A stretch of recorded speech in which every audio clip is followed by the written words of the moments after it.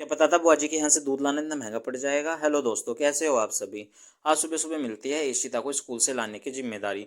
चल देता हूँ ईशिता को लेने, उसके एग्जाम चल रहे हैं इसलिए छुट्टियाँ जल्दी हो रही है। देखो शिवम मुझसे आगे आगे ये जा रहा है काव्या को लेने के लिए।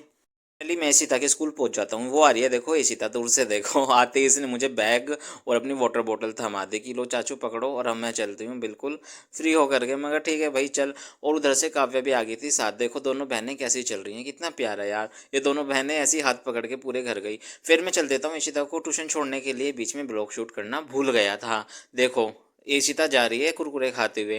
बोलते कि बाप की दुकान है तो चिंता किस बात की। मगर ठीक है भाई। फिर आते हुए रास्ते में मिलते हैं सागर और सुमित, दोनों से हाथ मिलाया।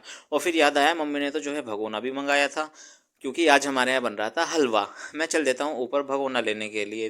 देखा कहाँ है, लाइट ऑन करी, भगोना लिया हाथ में और चल देता हूँ भगोना मम्मी को देने के लिए। मम्मी को दिया भगोना हाथ में। मैं कहा मम्मी ये लो। मम्मी के रिएक्शंस देखो, कैमरा देखते ही मम्मी के रिएक्शंस गायब। और मुझे क्या पता था कि इतना भारी पड़ जाएगा आगे। मम्मी ने कहा कि बैठ अब तू लाया था दूध तो हलवा भी तू ही बना, तूने की थी हलवे की डिमांड। मगर ठीक है। तो भाई देखो मुझे बहुत टाइम हो गया था यार हलवा बनाते बनाते, लेकिन ये दूध जो है फूकने का नाम ही नहीं ले रहा था। और उधर बुझ गई थी आँच भी। तो फिर क्या, फूक नहीं उठाई, आँच जलाने लग गया। सच में यार आज तो हालत ख़राब हो गई। और हलवा बनाते बनाते हो गई मुझे रात, लेकिन ये हलवा बनने का नाम ही नहीं ले रहा है। मैं तो थक गया यार। फिर क्या, फाइनली हलवा बन गया। मिलते हैं अगले व्लॉग में, बने रहिए मेरे साथ।